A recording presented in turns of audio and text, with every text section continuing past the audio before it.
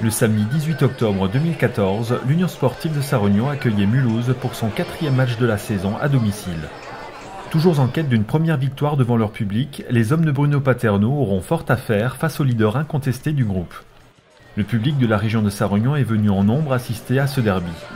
Pour les supporters mulhousiens, la victoire de leur équipe ne fait guère de doute. Victoire 1-0. Pour la FC Mulhouse, bien sûr. Les locaux devront aujourd'hui composer avec des absences comme Yann Schneider qui est suspendu ou Simsek qui restera indisponible durant 2 mois. Le défi est de taille et le président de l'USU en est bien conscient. Aujourd'hui on accueille le FC Mulhouse qui est premier au classement. Il n'a pas encore perdu de match cette saison, voilà, pratiquement que des victoires et un match nul. C'est compliqué de jouer à une équipe comme ça, c'est une équipe quand même... À mon avis, cette saison, elle est capable de monter éventuellement en national. Je pense que le président fera tout pour étoffer peut-être encore cette équipe et de faire tout pour monter en national. Ça fait des années qu'ils essayent et Mulhouse a peut-être rien à faire en CFA, pourquoi pas. Laissons-les aller. Mais bien évidemment, nous aujourd'hui, on a aussi notre gros match parce que c'est déjà le derby alsacien d'une. Et après, nous, on n'a pas encore eu de victoire chez nous à la maison. C'est sûr qu'aujourd'hui c'est peut-être un peu compliqué parce qu'on a une équipe un peu réduite avec de nombreuses blessures et aussi de joueurs suspendus. Mais l'important c'est l'état d'esprit des joueurs et je crois que là aujourd'hui s'ils ne sont pas motivés ils ne le seront jamais.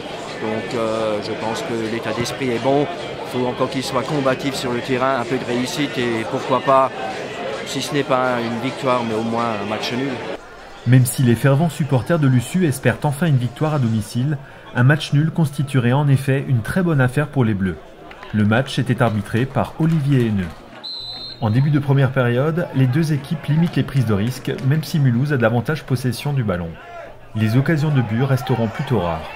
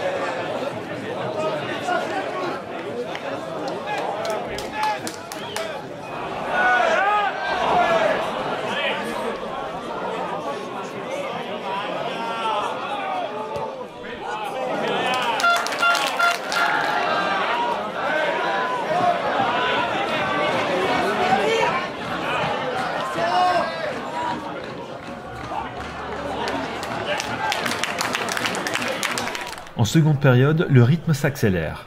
Sur une ouverture de Bramia à la 69e, Matlouli parvient à lober Meyer.